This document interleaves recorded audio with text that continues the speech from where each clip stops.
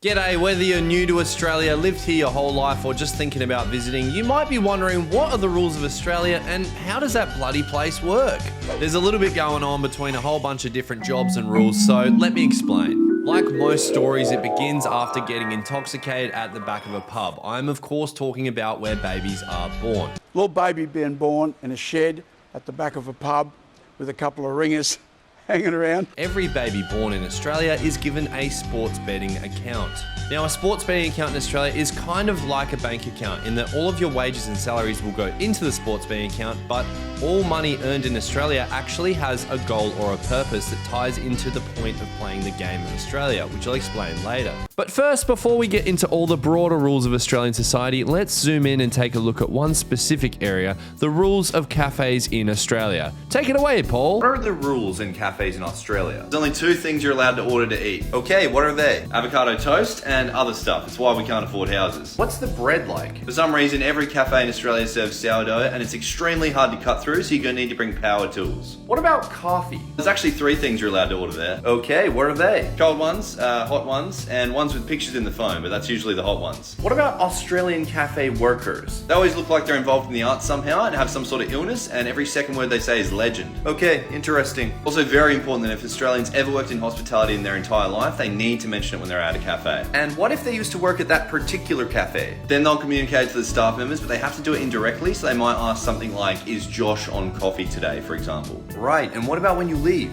Well, Australians have an unspoken ritual when they've been somewhere for too long and they're ready to leave. What is it? Someone will loudly declare, alright, and put both hands on the table. Okay, and then what? This is an invitation to leave. If someone confirms it by saying, should we head off? Then it's official. And what about saying goodbye to the staff? If you're a real Australian, you do a half-assed goodbye under your breath as you're walking out. Is there any technique there? What you're ideally looking for is them to notice some sort of noise from your direction. And what do the staff do? If they have time, they'll ask you how everything was, and no matter what, you say it was great. What if you are already halfway out the door when you say goodbye? That's the correct technique. Then they'll yell thank you as loud as possible, as if no one's ever seen customer service before. Right, okay, and what about tipping? We don't do that and we get very angry when asked about it. Okay, that's been very helpful. I hope so.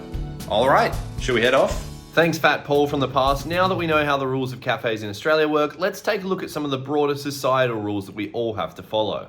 So, all money earned in Australia has to follow two rules set by the government. Number one, you have to gamble on sports, and number two, you have to pay the government a lot of tax.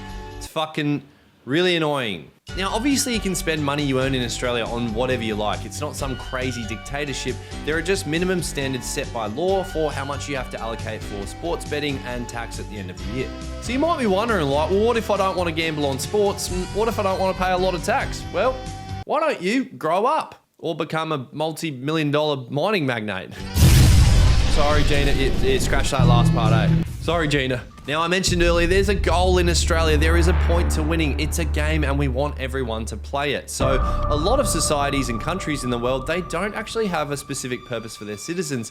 And that can lead to really cringe things like the arts, philosophy, and just generally wondering why you've been put on this earth. We've been trying to stop the arts in Australia for years, and after Raygun, we're getting pretty fucking close. Now, winning in Australia is called achieving the Australian dream. And there are two ways to win and achieve that Australian dream. The first and by far the most common is to own a lot of real estate. Australia is just like a game of Monopoly. You've just got to collect enough houses until you win. Now, there is another less common way to win, and that's called compo. Wow, what a convincing piece of art. This definitely does not look like it was made using some sort of nightmarish machine learning powered algorithm that's been used to create an artificial intelligence that will eventually lead to the downfall of society.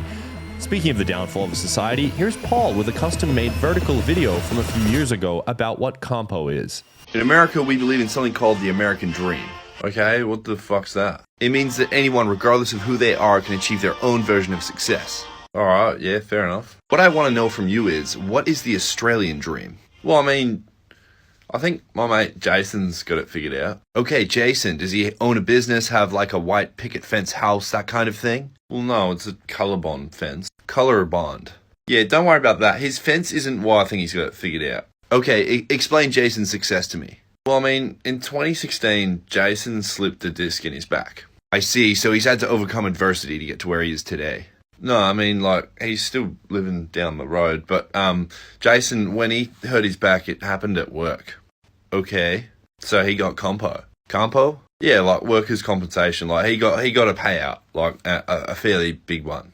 It's like winning the lotto. Wait, so what does Jason do now? Nothing. Jason's life doesn't sound that good. Are you kidding me? Look, Jason bent down to pick up a box, and because he didn't do it properly, when he stood up, after that, he never had to work again.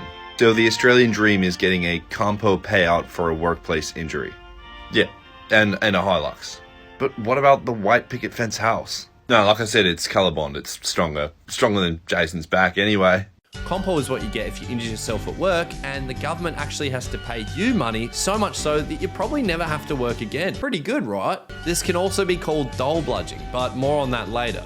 So now you know the aim of the game to win in Australia. You might be thinking, well, what are the rules? I want to play. Sounds fun. What kind of jobs are there? There's only 5 types of jobs in Australia: Hi-Vis, sports, police, nerds, and dole bludgers. Remember them? Australia does have a class system, so that affects what jobs are the most important and therefore earn the most money and help you win the game. The leader of Australia is a mining billionaire called Gina Rinehart, who founded the world's first silver spoon. Because the country's run by a mining billionaire and the main way to win is to construct houses or participate in mining, obviously the #1 class is Hi-Vis. It is in fact actually an illegal offence if you're caught wearing the Royal Hi-Vis clothing without an appropriate forklift licence at the minimum. Now, the next rank in Australian society is sports, footy players and gambling companies. Now, obviously, footy players and sports players, they generate the second most amount of income in Australia through sports gambling, which is also mandatory through the government. They're also considered the second most important class in society because they drink the second most amount of beers after the Hi-Vis wearers. Between Hi-Vis workers and footy players, that makes up 50% of the Australian population. The third most important class in Australia that makes up 25% of the population is cops or police. Now, this is really important to have in Australia because despite everyone appearing really laid back and chill, it's actually illegal to do almost anything in Australia without asking for explicit permission from the police. Alright, I've been gambling on sports for like hours, so I'm just going to see if I can... Excuse me, officer. Is it alright if I... Excuse me, officer. Is it alright if I take a break to go to the toilet? Mate, the footy's about to start. You're better off just holding it in, alright? Yeah, no, fair enough. For example, it was even illegal to dance in South Australia for 2 whole years because the police commissioner said so.